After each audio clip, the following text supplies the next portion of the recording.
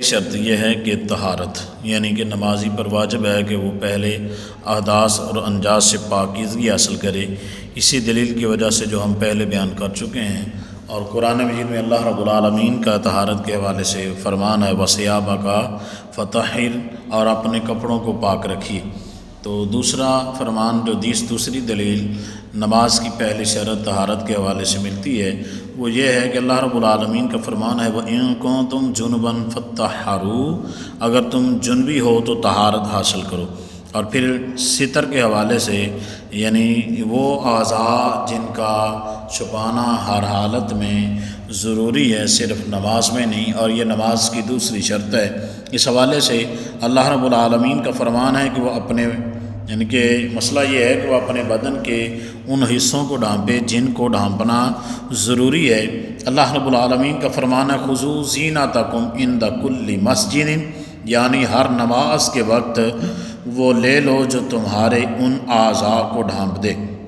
حضور نبی اکرم صلی اللہ علیہ وآلہ وسلم کا فرمان ہے لا صلاۃ لحائض الا بخمار، یعنی بالغ عورت کے لیے اوڑھنی کے بغیر نماز جائز نہیں کہ اس وقت تک اس کی نماز ہوتی ہی نہیں۔ اور پھر مسئلہ یہ ہے کہ مرد کا وہ حصہ جو ڈھانپنا ضروری ہے وہ ناف کے نیچے سے لے کر گھٹنوں تک ہے۔ حضور سید عالم صلی اللہ علیہ وسلم کا فرمان ہے عورت الرجل ما بین سرتہ الی رکبتیہ، بعض روایات میں دون سرتہ کا الفاظ ہیں، یہاں تک کہ یہ اس کے گھٹنے سے تجاوز کر جائے گا۔ اس ارشاد سے یہ پتہ چلا کہ ناف کے اس حصے سے نہیں جس کو ڈھانپنا ضروری ہوتا ہے۔ امام شافعی سے اختلاف فرماتے ہیں، یعنی وہ اسے شامل کرتے ہیں، گھٹنا یہ اس حصہ میں شامل ہے جس کو ڈھانپنا ضروری ہے۔ امام شافعی نے اس میں اختلاف کیا، یعنی وہ اسے شامل نہیں کرتے۔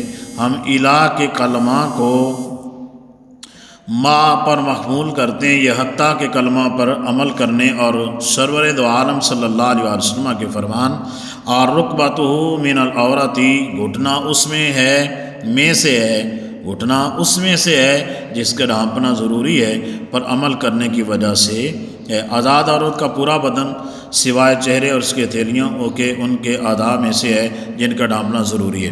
حضور سید عالم صلی اللہ علیہ وسلم کا فرمان المرأۃ عورت مستورۃ، عورت چھپا کر رکھی جانے والی چیز ہے۔ دونوں اعضاء کی استثناء اس لیے ہے کیونکہ ان کو ظاہر کرنے میں ابتلا ضرورت ہے، یعنی ہتھیلیوں اور جو چہرہ ہے اس کا نہ چھپا ہونا، یعنی اس کا ظاہر ہونا عورت کا، اس کی اجازت ہے۔ باقی اس کے اگر بال بھی نظر آئیں تو اس کی نماز نہیں ہوگی۔